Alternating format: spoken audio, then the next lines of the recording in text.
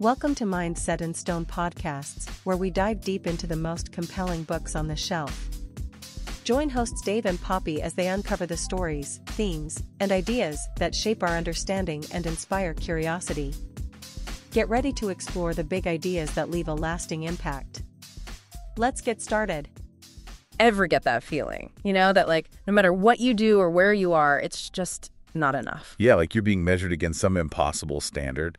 I think we all kind of feel that pressure sometimes. Yeah, absolutely. Whether it's our work or relationships or even just how we feel about ourselves, today we're going to try to figure out where that feeling comes from and, more importantly, how to deal with it. And we're going to be using the work of Brené Brown and her book, Daring Greatly, to help us out with that. It's a really insightful look at how to step out of that pressure cooker. Yeah, exactly. So we're not just going to analyze the problem. We really want to give you some actual tools to change things. Exactly.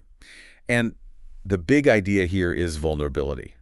Brown argues that it's essential to breaking free from feeling inadequate. Now, I know when you hear vulnerability, you might think, that sounds kind of weak or even scary. Right. But what if I told you it's actually the core of courage and connection and a wholehearted life, as she calls it? That's exactly what we're going to explore today. So we're going to tackle some common misconceptions. Is it really weakness? Is it something you can just avoid? Right. We're going to challenge those ideas and see how embracing vulnerability, not as a bad thing, but as a strength, can help you move away from that scarcity mindset and feel a deeper sense of worthiness. Yeah. And we'll also talk about how these ideas play out in relationships, at work, and even in parenting. So let's dive right in with a big one.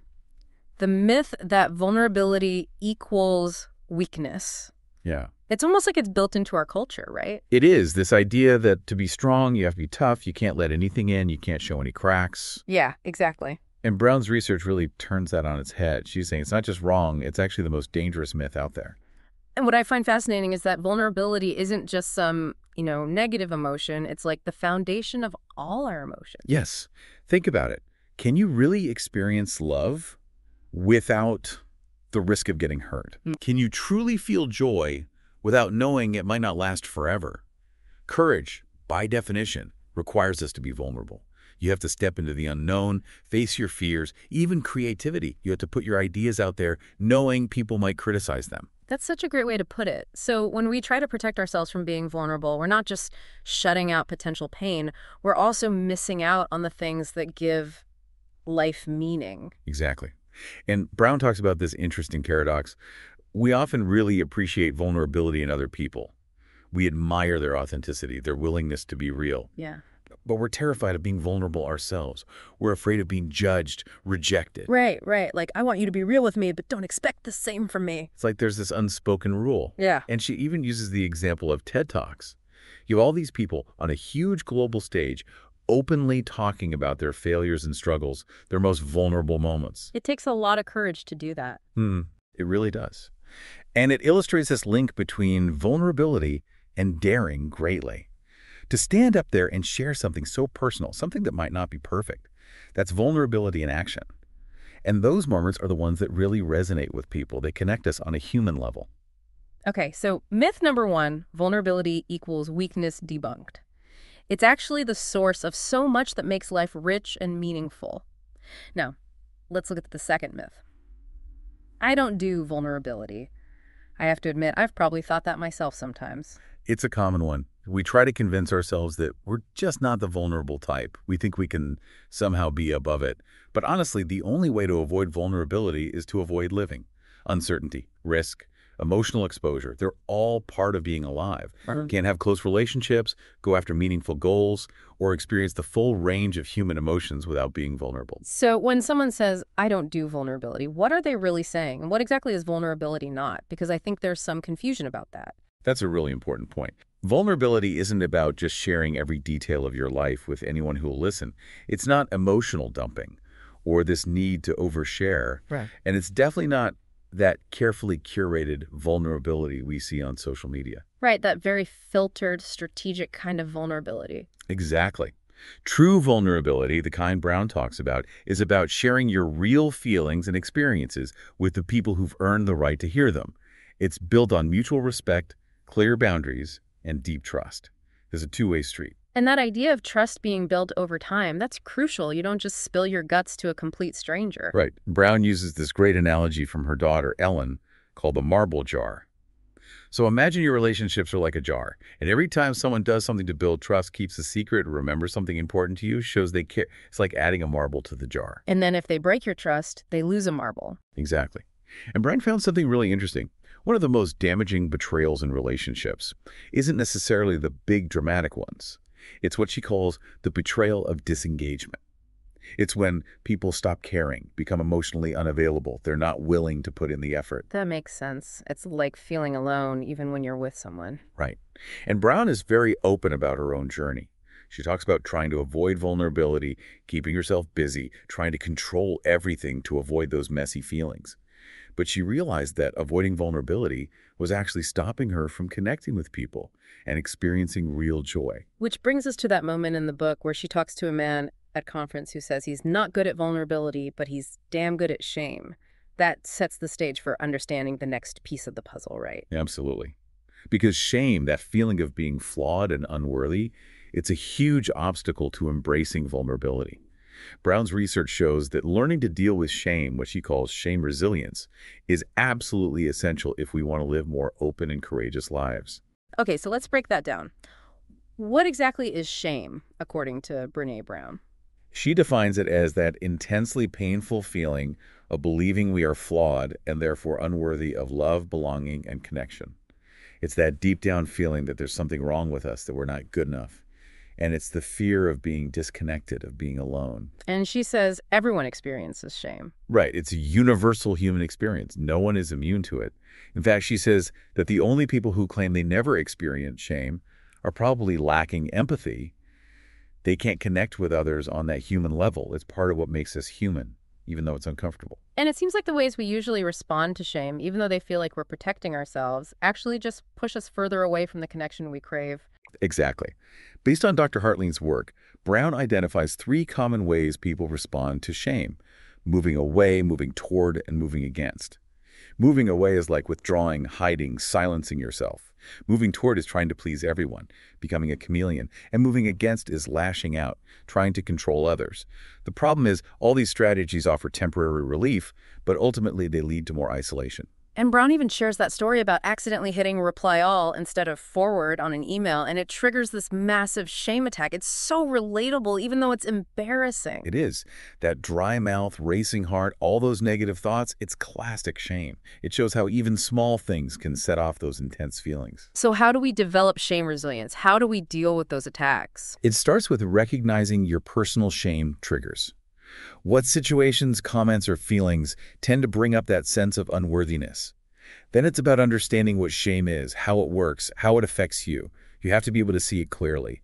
And then it's crucial to reach out and share your experience with someone you trust, someone who's earned the right to hear your story. And finally, it's about speaking your shame, bringing it out into the open where it loses its power. She also talks about Pennebaker's research, which shows how powerful expressive writing can be for processing those shameful experiences. Right. Studies show that even writing for a short time each day about difficult experiences can really improve your well-being, both physically and emotionally. It's a way to give a voice to those things that feel impossible to talk about. And there's that powerful story about the man in the yellow Izod sweater who talks about the deep shame men often feel about being vulnerable, the fear of being judged for showing weakness. Yeah, that's a powerful image. He talks about this shipping crate with a label that says, "Caution, do not be perceived as weak." That really captures the pressure men feel to be stoic and in control. Vulnerability is often seen as the opposite of masculinity. He describes this double bind where men are told to be more open emotionally, but then they're often met with discomfort or even ridicule when they actually do it. And it wasn't just societal pressure. He mentioned that even his wife and daughters preferred him to be the strong, silent type. That's a really important point. Brown's research found that women sometimes struggle with men's vulnerability and might actually prefer them to maintain that strong facade. It's something to think about. She says the 2 most common responses she sees in men when they feel shame are to get angry or shut down. Neither of those is helpful for connection. And that leads to more isolation, as we've talked about. Exactly. And this tendency to be judgmental of others, it often comes from our own unacknowledged vulnerabilities and shame. As Brown says, I'm only as hard on others as I am on myself. We judge others to deflect attention from our own perceived flaws. She even talks about mean girl culture and suggests it can be a learned behavior, a distorted way of trying to feel secure by putting others down. It's a kind of survival mechanism, but it's rooted in insecurity and fear of not belonging. And when we look at specific shame triggers, the conversations around sex and intimacy become really interesting. A therapist she interviewed suggested that men sometimes use pornography as a way to avoid the possibility of rejection in real intimacy. It's a totally different perspective than why women often perceive men's use of pornography, which can be very triggering. Yeah, for women, the shame is often about feeling like they're not enough, like they can't compete with those idealized images. The point is, vulnerability around intimacy is a universal experience, even if it shows up differently for different people. And the antidote, it seems, isn't just about saying, I love you, but showing it through consistent actions. Trust, kindness, affection, respect, those are the things that build a strong foundation against shame. Absolutely. Those daily acts of connection are so important. And when you look at the cultural expectations around masculinity and femininity, it's clear how shame gets tied up with those expectations. It creates even more pressure to conform and hide our true selves. Which leads us to that beautiful passage from the Velveteen Rabbit about becoming real. It's a perfect illustration of vulnerability and connection. It's through being seen and loved, flaws and all, for a long time that we become real. Even with all our imperfections, we're loved for who we are, not who we pretend to be. So now we're starting to understand why vulnerability is so important and how shame can block us from it. Let's talk about how we try to protect ourselves from that discomfort, what Brown calls the vulnerability armory. Think of it as the emotional armor, the masks we develop to protect ourselves from the potential pain of being seen. We start building this armor pretty early on, often in our teenage years. And while everyone's armor is different, Brown found some common ways we try to protect ourselves. She talks about 3 main shields. Let's start with foreboding joy. That sounds almost contradictory. It is a paradox. It's that tendency to downplay or even dread joy because we're already anticipating something bad happening. We can't fully enjoy the good because we're waiting for the other shoe to drop. I think a lot of people can relate to that. It's like we're afraid to jinx ourselves. Exactly. And Brown found that people often feel most vulnerable when they're experiencing joy. She says that about 80% of parents report having intrusive thoughts about something bad happening to their children, and it happens most often when they're feeling the most love and happiness. It's like we feel safer expecting the worst. And I think the constant stream of bad news we get from the media probably makes that worse. Absolutely. It reinforces this idea that danger is always around the corner. Brown even tells a story about being in the car with her family, feeling this pure joy, and then seeing a horrible image flash across a news billboard. It instantly shattered the moment.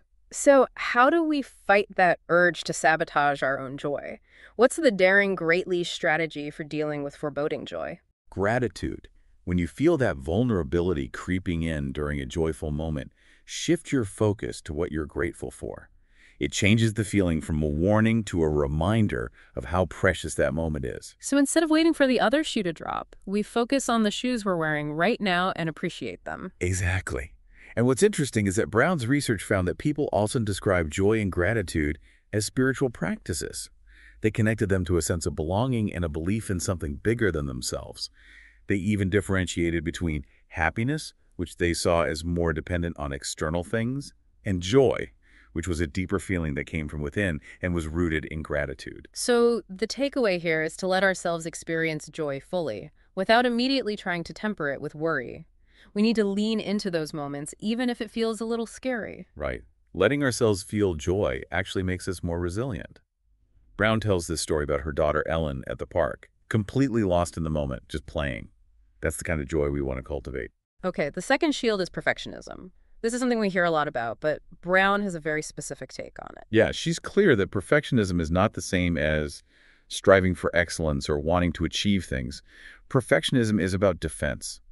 It's the belief that if we can just do everything perfectly, we can avoid blame, judgment, and ultimately shame. It's like we're trying to build a wall around ourselves. A 20-ton shield, as she puts it. And the sad thing is, it doesn't actually protect us from being seen. It prevents us from being truly seen because we're so focused on keeping up this impossible image. It's not about self-improvement. It's about earning approval. It comes from this belief that I am what I accomplish and how well I accomplish it. So healthy striving comes from a desire to grow, while perfectionism comes from fear of judgment. Exactly. And perfectionism is exhausting. It doesn't actually help us achieve more in the long run. In fact, research shows that it's linked to anxiety, depression, and missed opportunities. And here's a key point. Brown says that perfectionism is actually a form of shame. It's the belief that we're not enough as we are. That's a powerful connection. So the daring greatly strategy for dealing with perfectionism is self-compassion. Right. It's about shifting from that constant worry about Yeah. what will people think to a belief that I am enough. It's about accepting ourselves, flaws and all, and treating ourselves with the same kindness we'd offer a friend. She shares some inspiring insights from people like Gretchen Rubin, Andrea Scher, and Nicholas Wilton. They all talk about the importance of embracing imperfection, especially in creative work. I love Wilton's analogy of art being like a tattered box that holds all the messy, imperfect parts of being human. It's a great image. It's about recognizing that our imperfections aren't things to be ashamed of. They're part of what makes us human and allows us to connect with others. Okay, the third shield is numbing. This one feels really relevant today with all the pressures and stress we face. Yeah, numbing is basically trying to shut down or avoid uncomfortable feelings by doing things that dull those feelings. It's often driven by that desire to escape the isolation and helplessness that can come with shame. And it can show up in so many ways. It can be things like substance abuse, but it can also be less obvious things like spending too much time on screens, working all the time, or just staying constantly busy. Right. Brown says all these numbing behaviors are connected to this desire to minimize vulnerability and project an image of being in control. So what are the daring greatly strategies for dealing with numbing? There are a few. The most important is learning to actually feel our emotions instead of immediately trying to suppress them. Then, it's about being aware of our numbing behaviors, recognizing the patterns and triggers. We also need to learn to sit with uncomfortable emotions, to experience them without judgment. And it's important to set boundaries, especially around our time and technology use. She gives the example of two groups. Group A is constantly plugged in, and Group B is more intentional with their tech use. The difference is striking. Yeah, it really shows how technology can be a form of numbing. Absolutely. And the last two strategies are about finding true comfort, which means figuring out the difference between healthy, self-soothing, and just avoiding our feelings. And then it's about nurturing our spirit, which is that sense of connection to something bigger than ourselves, a belief in meaning and love. Underlying all of this is believing that we are worthy of love and belonging. If we don't believe that, we're more likely to try to numb the pain of that perceived lack. She also tells those stories about the manicurists and the fast food worker. It highlights how we can dehumanize each other when we're disconnected and not present. It shows how numbing can erode our empathy, and she connects it back to her own experience working in the service industry. Those stories are a reminder to really see each other, to acknowledge our shared humanity. As Martin Buber said, when two people relate to each other authentically and humanly, God is the electricity that surges between them. Numbing disconnects us from that. So those are the three main shields. But there are some less common ones, right? Yeah, Brown mentions a few others. There's the Viking or victim mentality, which is this black and white win-lose worldview. It's common in some professions, but it can really damage collaboration and connection. Then there's letting it all hang out. It can look like vulnerability, but it's really just oversharing. Sometimes it's a way to get attention or to test loyalty, but it's not true vulnerability. So oversharing is not the same as being vulnerable. Right. Vulnerability is intentional. It's built on trust. And then there's serpentining. It's this indirect, roundabout way of avoiding vulnerability, like that scene from The In-Laws. So for those less common shields, the daring greatly strategies are about being direct, setting boundaries, building genuine connections, being present, paying attention, and moving forward even when things are uncomfortable. And she emphasizes the importance of having stretch mark friends, people who give honest feedback and keep us grounded. It's about knowing who to trust and whose opinions actually matter. And this idea of recognizing our armor and accepting the discomfort of vulnerability leads us to the idea of minding the gap. Minding the gap is about noticing the difference between our values, what we say is important, and our actions, what we actually do. Living in alignment with our values requires vulnerability and shame resilience because we're not going to get it right all the time. She talks about how these gaps show up in families, like with things like respect, gratitude, and setting limits. Parents' actions don't always match their stated values. Right. Those examples show how hard it is to live authentically and with integrity. And in education in the workplace, Brown argues that to really foster creativity and learning, leaders, and she defines a leader, as anyone who helps others reach their potential, need to make those spaces more human. They need to understand scarcity thinking, engage with vulnerability, and combat shame. It's about creating a culture where it's okay to take risks and make mistakes. Exactly. One of the biggest barriers to creativity is the fear of being ridiculed for having an idea. People are afraid of looking stupid or failing. But to make progress, we have to step outside our comfort zones and accept that we might fail. She uses the analogy of termites to show how shame can silently destroy organizations. It eats away at trust and motivation, and it ultimately prevents success. She gives that example of the sales manager who used public shaming as a tactic. It's a perfect example of how a shame-based approach destroys morale and drives people away. And then there's the story about the Houston Chronicle misreporting teacher bonuses. It shows how public shaming can really hurt people's motivation and well-being. So how do we create environments where people can give and receive honest feedback and actually grow? Brown says constructive feedback thrives in cultures where discomfort is normal. It's about shifting from trying to avoid difficult conversations to accepting that discomfort is part of learning and growing. She suggests a strengths perspective for giving feedback, which means focusing on what someone does well, along with identifying areas for improvement.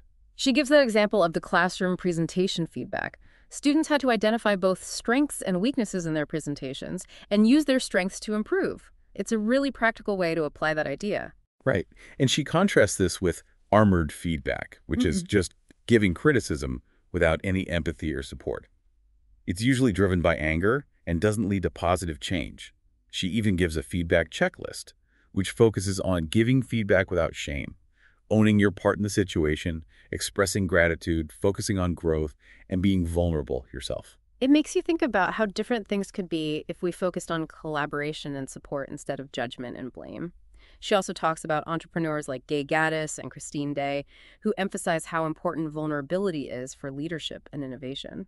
And the idea of creating a mandate, basically, telling people what you need from them, is really powerful for building understanding and connection. It's about being clear about your needs and setting boundaries. Okay, lastly, let's talk about wholehearted parenting. I think this is a source of anxiety for a lot of parents. It is. But Brown's message here is really important. She says that who we are as parents is far more important than any specific parenting technique. If we want to raise children who love and accept themselves, we have to love and accept ourselves. So our own vulnerability and authenticity as parents sets an example for our children. Exactly. She tells these great stories about her own kids, Ellen and Charlie, and how they understand the difference between shame and guilt.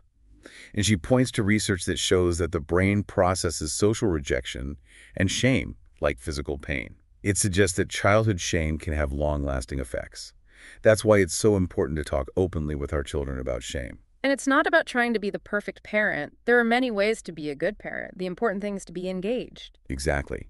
Engaged parenting is about being present, trying to understand your child's world, and living your values instead of chasing some idea of perfection.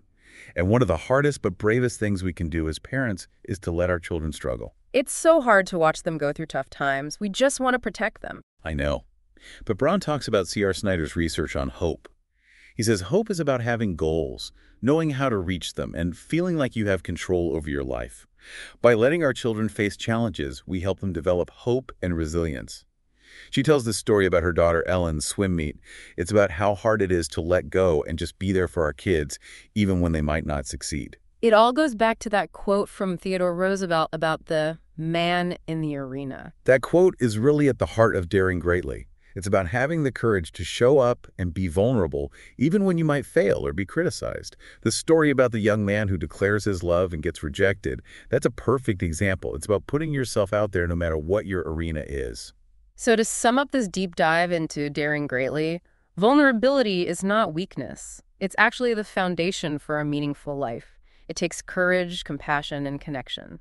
And to embrace vulnerability, we have to challenge those messages that tell us we're not enough. The key takeaways are understanding shame and building shame resilience, practicing gratitude and self-compassion, setting boundaries, and building authentic connections. So for our listeners, what are some things you can do to start applying these ideas in your life? First, take some time to reflect on your own vulnerability armor. How do you usually protect yourself? Then, think of one small step you can take to be a little more vulnerable in a safe relationship. Pay attention to how you react to shame. When you feel that sense of unworthiness, try to practice those 4 elements of shame resilience. Recognize your triggers, understand what's happening, reach out to someone you trust, and try to talk about your shame. You could also start a gratitude journal, or just take a few minutes each day to appreciate the good things in your life. And most importantly, be kind to yourself and others. Remember that everyone is dealing with their own vulnerabilities. That's all great advice. And as we wrap up, I want to leave you with this thought. What becomes possible in your life when you show up authentically, imperfections and all? What arena are you being called to step into? That's a great question to think about. Thanks for joining us for this deep dive. We'll see you next time. See you then. We hope you're leaving with fresh insights and a spark of inspiration.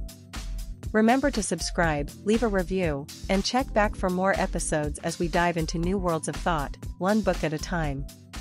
Until then, keep your mind set in stone and your curiosity open. This has been a Big L Riz Media podcast, where big ideas meet lasting impressions.